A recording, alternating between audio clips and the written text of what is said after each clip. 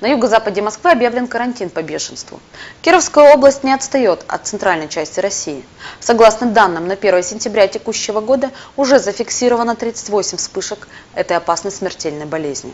В каких районах ситуация наиболее напряженная и какие меры необходимо соблюдать населению? Об этом нам расскажет Алексей Храповицкий, заместитель руководителя управления Россельхознадзора по Кировской области и Удмуртской республике. Алексей Николаевич, здравствуйте. Здравствуйте. Спасибо, что вы пришли к нам в студию. Алексей Николаевич, расскажите, пожалуйста, где самая сложная ситуация с бешенством на сегодняшний день на территории Российской Федерации?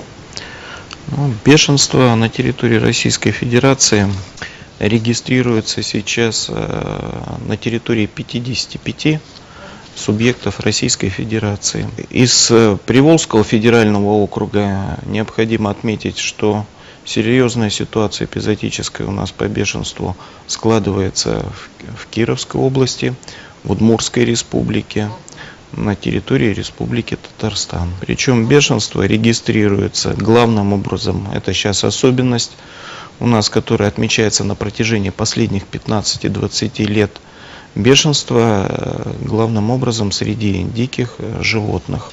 Речь идет в первую очередь о лисице, дальше идет енотовидная собака, ну и далее все теплокровные животные, которые мы знаем, даже ежики болеют бешенством, крысы и так далее, и так далее. Тому особенность нашей современного времени, что вирус перешел на дикую фауну и поддерживается и циркулирует в дикой природе, откуда происходит время от времени вынос данного возбудителя за пределы природных очагов.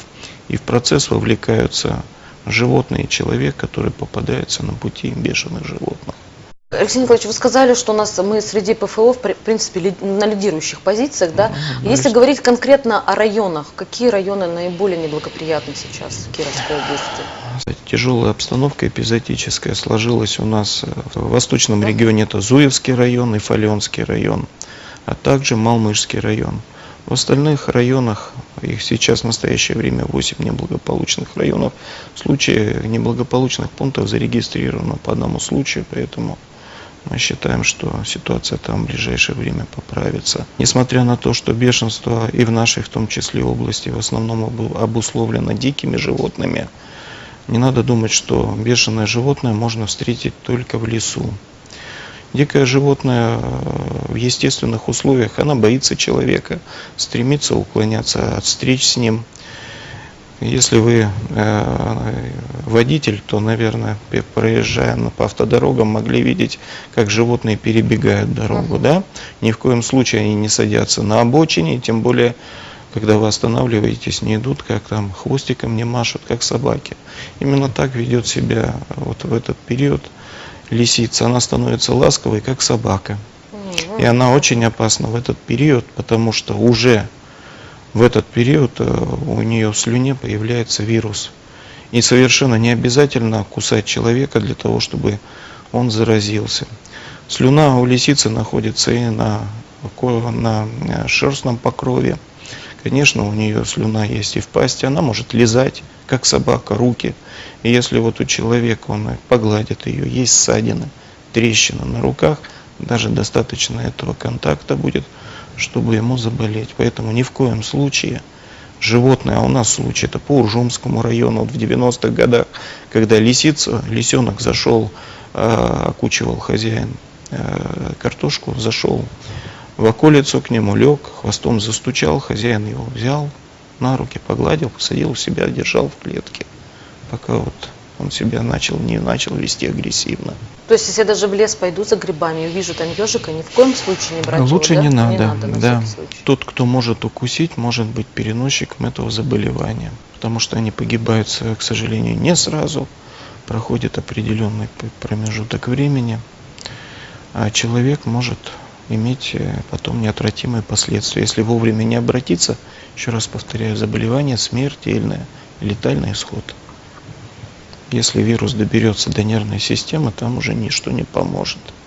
Вся профилактика как бы направлена на то, чтобы предупредить Особенно опасен контакт с детьми, потому что дети не отдают себе отчет, что они совершают в этом плане. Надо им разъяснять обязательно, что это недопустимо, что там лисичка. Дети 4-5 лет подчас они знают, что это лисичка, собаку от лисы они не могут отличить. Ни в коем случае не надо гладить и приносить домой животных диких. У нас такой случай последний был, когда один из охотников принес енота, маленького щенка из леса. Он у него пожил 2 или 3 дня и отдал его другу. Ну а друг, пока думал, что с ним делать, курил, подул еноту в нос табаком. Енот изловчился, укусил его за лицо. Вот. Человек в результате потом достаточно болезненные процедуры лечебные проходил, а у енота бешенство подтвердилось. У нас есть случаи захода лисиц даже до кинотеатра «Смены», когда милиция забирала их, убирала отсюда. Мы не дознаем, бешеная она или нет, они поймали ее и увезли за город, выпустили. Дикие животные живут вокруг нас, поэтому надо быть очень с ними осторожными. Практически все меры направлены на профилактику, да, предупреждение. Совершенно верно. Какие меры? Расскажите, что сейчас предпринимается и вообще, насколько это трудозатратно тоже, и насколько это финансово затратно? Достаточно дорогостоящее мероприятие. Там, где заболевание регистрируется, в очаге и в угрожаемой зоне проводятся профилактические вакцинации. Не только домашних животных, собак и кошек. В очагах это обязательно по показаниям проводится, но и сельскохозяйственных животных. Порядка где-то около 400 тысяч доз оральной вакцины для диких плотоядных разложено в этом году Государственной ветеринарной службой совместно с охотпользователями. Это в дикой природе, где в непосредственной близости от жилых лисьих нор, ну и других плотоядных енотов выкладывается специальная вакцина, предназначенная для вакцинации, вот брикеты с вакциной для вакцинации диких плотоядных животных. Проводятся вакцинации массовые в неблагополучных районах, граничащих с неблагополучными районами соседних регионов. Это порядка 29 районов области, где Государственной ветеринарной службой Кировской области проводится массовая вакцинация животных. Более 100 тысяч голов прививается практически ежегодно. Вакцина, конечно, она дорогостоящая, особенно та, что раскладывается в дикой природе. Стоимость я вам ее не могу сходу назвать, эту цену может сказать управление ветеринарии, но я думаю, что это несколько десятков миллионов рублей.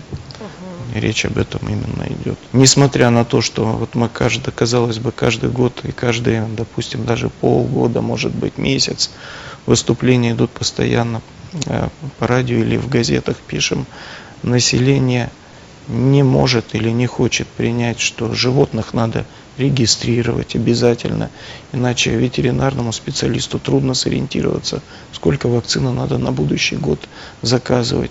Скрывает своих животных, не дает прививать, в результате чего подвергается преследованиям контрольно-надзорных органов, потому что прививка обязательно в очагах, где заболевание возникло, а человек отказывается, не понимая или делая вид, что не понимает. Вот сосед заболел у нас же как? Сосед заболел, а я болеть не буду, это точно. Каждому надо пройти этот путь самому. Видимо, или это менталитет наш такой. Но несмотря на очевидную опасность того, что происходит, тем не менее, не все люди сознательны и предоставляют животных добровольно для вакцинации против бешенства. Поэтому приходится делать принудительно. А вот смотрите, если в неблагоприятных районах, да, люди отказались первый раз, там, второй раз не выполнили постановление, их не бывает такой, вообще такого не бывает. Вы понимаете, в очагах сумма штрафов, они не 500-700 рублей, они очень значительные. Особенно здесь какая? Здесь даже и 500 рублей был бы он значительный, потому что протокол-то можно каждый день выписывать. Поступает сообщение от ветеринарных специалистов, что человек отказывается прививать, к нему инспектор выходит, составляет протокол и может прийти на второй день. Так ходить каждый день. Но мы обычно с людьми разговариваем, убеждаем, как правило, одного раза бывает, хватает всем. Алексей Николаевич, а с какими специалистами вы объединились для борьбы с этой болезнью? Например, охотники, да, вы говорили уже, что Ну, с охотниками конечно, у вас да. работа ведется тоже. Это работа комплексная, она проводится по нескольким направлениям. Во-первых, это для того, чтобы эпизодическая цепь, чтобы правильно понимали, чтобы заболевание существовало постоянно, должен быть источник инфекции и животное восприимчивое. Да? И факторы передачи или механизмы передачи между здоровым и животным и больным. Для того, чтобы это постоянно заболевание воспроизводилось. Так вот, для того, чтобы эффективно предупреждать заболевание, надо воздействовать на все три звена. То есть на здоровое животное, на механизм передачи и на восприимчивые животные. Вот дикие животные, да, что же с ними делать? Как с ними бороться или что можно сделать, чтобы как можно меньше их достигало восприимчивого животного, а также человека? Вот в этом случае большая роль здесь принадлежит охотпользователям и охотникам. Необходимо популяцию диких животных в местах, где зарегистрированы дикие урочища, неблагополучные по бешенству, производить отстрел этих животных, независимо от сезона охоты. Алексей Николаевич, спасибо вам большое за познавательную беседу. Пожалуйста. Вам спасибо за предоставленную возможность.